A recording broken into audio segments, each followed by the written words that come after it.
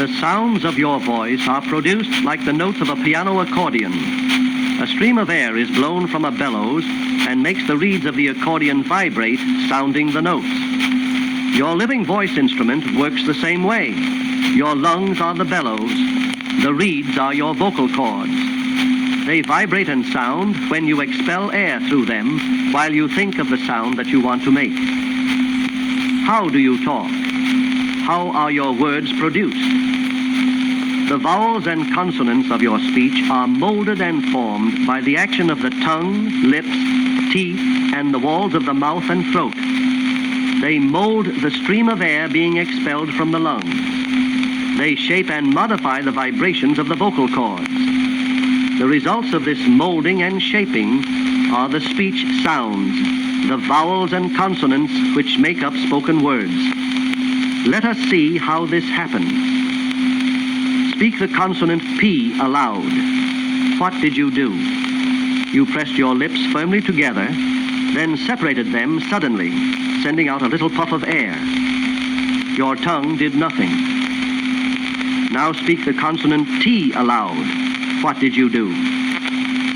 Your lips were open, your teeth apart. You pressed your tongue against the roof of your mouth and suddenly snapped it down, not forward, expelling a puff of air. Now, in the same way, speak aloud K as in key. Do the same with F as in fee, TH as in theme, S as in see, SH as in she, WH as in wheel. After you have done this a couple of times, try to find out how your voice instrument makes each of these consonant sounds. You will find that F is made by driving the breath out between the lower lip and upper teeth. TH between the tongue and back of upper teeth. S and SH between the upper and lower teeth. WH is produced like P, except that you start with the lips slightly parted. K is produced in the back of the mouth. As you continue to examine the way you sound P, T, TH, S, SH, and WH, you will discover that they are all produced by audible friction, squeezing, or stopping of the breath or voice in some part of the mouth or throat. Go on and speak the rest of the consonants. Say me, lee, knee, R as in read, Y as in year, NG as in sing. All are made by squeezing or stopping the breath or voice. So we call the consonants the stop signs of the alphabet. They partly hold back the vocal traffic. The vowels are the free, open sounds that roll out between the consonants. Speaking is the rapid alternation of the stop and go signals. It is a little like a stream of automobile traffic. The exercises in this lesson give practice in articulating the consonants clearly and distinctly. To form the habit of doing it constantly is indispensable to correct pronunciation. Do all the exercises in this lesson 3 times and review the breathing exercises in lesson 1 every day.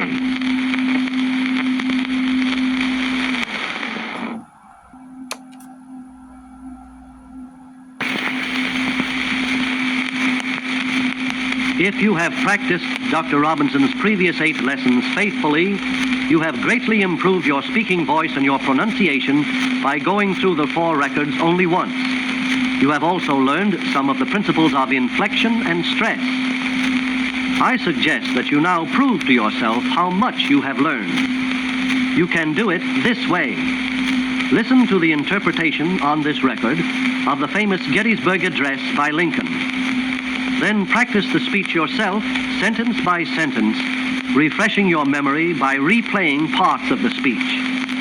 There are only 264 words in all, but what words? Try to apply all you have learned about speaking your vowels and consonants distinctly. Exaggerate your vowels by prolonging them. Try to apply to each sentence what you have learned about inflection. See where your voice naturally rises at punctuation marks and where your voice falls. Also notice what words are naturally stressed to give the meaning. Then, when you have the feel of the speech in your ears, take the printed copy of it that is in the booklet. With a pencil, mark up arrows where the voice rises, down arrows where it falls. Also underline the words that you feel should be stressed. After that, pick out the various kinds of stress that are used in this speech. You will find all the first 4 kinds which are explained in Lesson 7 on Record 4. See if you can find them. Ready for the test? Then listen carefully to Lincoln's Gettysburg Address.